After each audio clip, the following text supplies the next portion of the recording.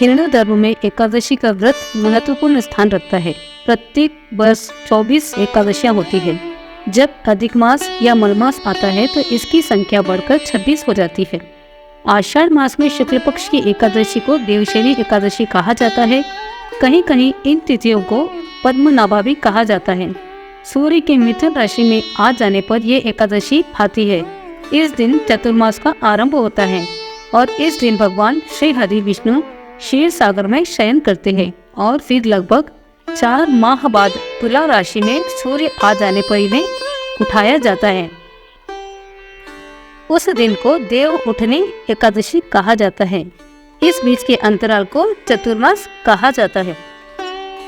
पुराणों में वर्णन आता है कि भगवान विष्णु इस दिन से 4 मास पर्यंत चतुर्मास पाताल में राजा बलि के द्वार पर निवास कर कार्तिक शुक्ल एकादशी को लौटते हैं। इसी प्रयोजन में इस दिन को देवशयनी तथा कार्तिक शुक्ल एकादशी से संबोधित किया जाता है। इस काल में यज्ञोपवीत संस्कार, विवाह, दीक्षा ग्रहण, यज्ञ, गृह प्रवेश, गोदान, प्रतिष्ठा एवं जितने भी शुभ कर्म होते वे सभी ताज्य होते हैं। भविष्य पुराण, पद्म पुराण और श्रीमद् भगवत पुराण के अनुसार हरि शयन को योग निद्रा कहा जाता है। संस्कृत में धार्मिक साहित्य अनुसार हरि शब्द सूर्य, चंद्रमा, वायु, विष्णु आदि अनेक अर्थों से प्रयुक्त है। हरि शयन का तात्पर्य इन 4 माह में बादल और वर्षा के कारण सूर्य चंद्रमा का तेज क्षीण हो जाना, उनके शयन को ही गोतक होता है। इस समय में पित्त स्वरूप अग्नि की गति शांत हो जाने के कारण शरीरगत शक्ति क्षीण और सो जाती है।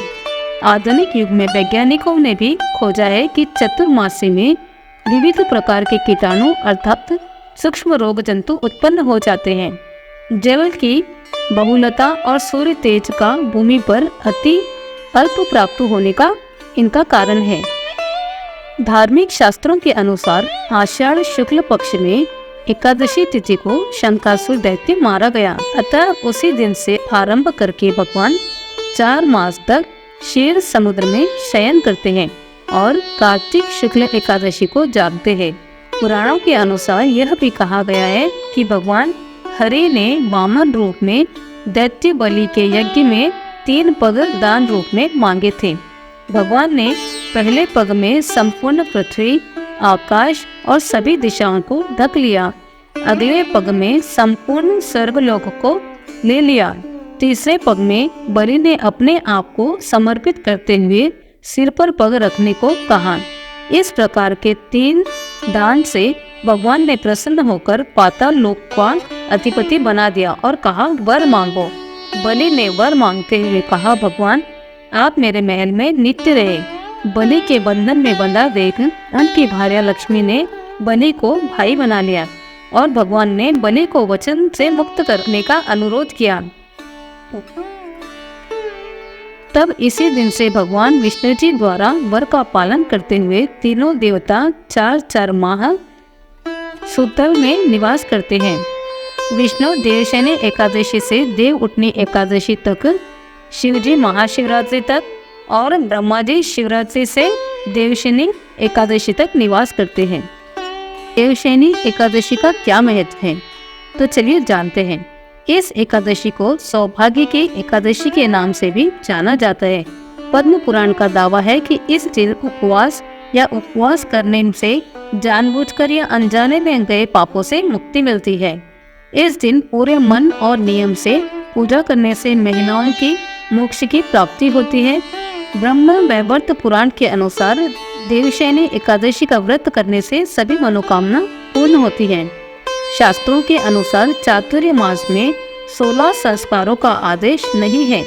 इस अवधि में पूजा, अनुष्ठान, घर या कार्यालय की मरम्मत, गृह प्रवेश, ऑटोमोबाइल खरीद और आभूषण भी खरीदा जा सकता है।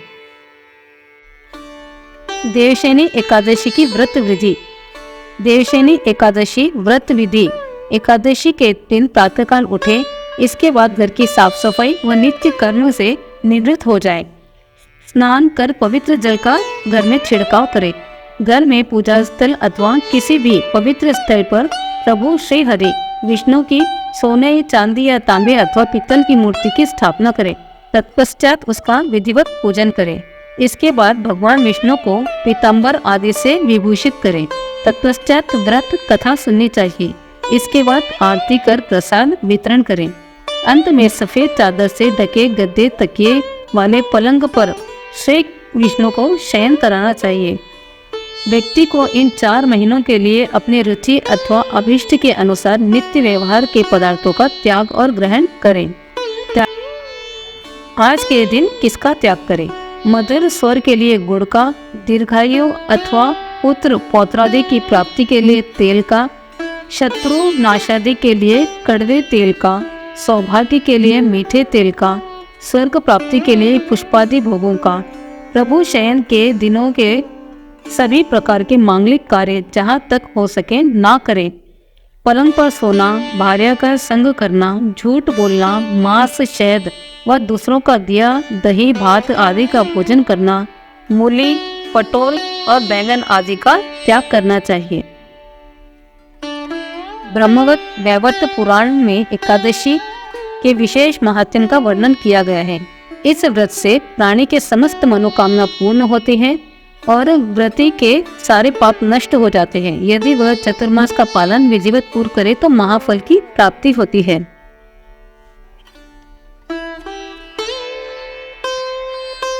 देवशयनी एकादशी की कथा इस प्रकार है।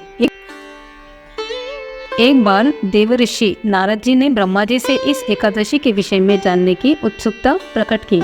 तब ब्रह्मा जी ने उन्हें बताया, सतयुग में माधांत नामक एक चक्रवर्ती राजा राज्य करते थे। उनके राज्य में प्रजा बहुत सुखी थी, किंतु भविष्य में क्या हो जाए यह कोई नहीं जानता। अतः वे इस बात से अनभिज्ञ थे कि उनके राज्य में शीघ्र ही भयंकर अकाल पड़ने वाला है। उनके राज्य में पूरे 3 वर्ष तक वर्षा न होने के कारण भयंकर अकाल पड़ा। इस अकाल से चारों ओर त्राही त्राही मच गई। धर्म पक्ष में यज्ञ, हवन, पिंडदान, कथा, व्रत आदि में कमी हो गई। जब मुसीबत पड़ी तो धार्मिक कार्यों में प्राणी की रुचि कहाँ रह जाती है। प्रजा ने राजा के पास जाकर अपनी वेदना की दुहाई दी। राजा को इस स्थिति को लेकर पहले से ही दुखी थे। वे सोचने लगे, आखिरकार मैंने ऐसा कौन सा पाप कर्म किया है जिसका दंड मुझे इस रूप में मिल रहा है। फिर इस कष्ट के मुक्ति पाने का कोई साधन करने के उद्देश्य से राजा सेना को लेकर जंगल की ओर चल दिए। वहां विचरण करते करते एक दिन वे ब्रह्मा जी के पुत्र अंगिरा ऋषि के आश्रम में पहुंचे और उन्हें साष्टांग प्रणाम किया। ऋषिवर ने आशीर्वाद देने के पश्चात कुशल क्षेम पूछा। फिर जंगल में विचरने व अपने आश्रम में आने का प्रयोजन जानना चाहा। तब राजा ने हाथ जोड़कर कहा, महात्मा, सभी प्रकार के धर्म का पालन करता हुआ भी मैं अपने राज्य में दुर्भिक्ष का दृश्य देख रहा हूँ।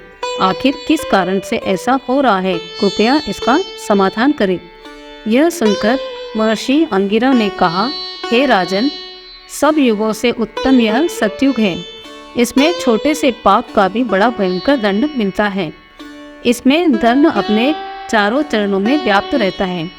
ब्राह्मण के अतिरिक्त किसी अन्य जाति को तप करने का अधिकार नहीं है, जबकि आपके राज्य में एक शूद्र तपस्या कर रहा है।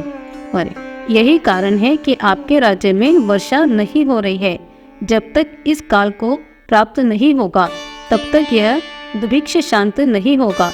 दुभिक्ष की शांति उसे मारने से ही संभव है, किंतु राजा का हृदय एक तपस्वी का शयन करने को तैयार नहीं हुआ। उन्होंने कहा, हे देव, मैं उस निरपराध को कैसे मार दूं? यह बात मेरा मन स्वीकार नहीं करता। कृपया करके आप कोई उपाय बताइए। महर्षि अंगिरा ने बताया, आषाढ़ माह के शुक्ल पक्ष की एकादशी का व्रत करें। इस व्रत के प्रभाव से अवश्य ही वर्षा होगी। राजा अपने राज्य की राजधानी लौट गए और चारों वर्णों सहित पद्मा एकादशी का विधिवत पूजन किया। व्रत के प्रभाव से उनके राज्य में मूसलधार वर्षा हुई और पूरा राज्य दमदान से परिपूर्ण हो गया। और इस व्रत को करने से सभी प्राणियों की समस्त मनोकामना पूर्ण होती है, सारे पाप नष्ट हो जाते हैं। यदि व्रती चतुर्मास का पालन विधिवत पूर्व करे तो महाफल की प्राप्ति होती है।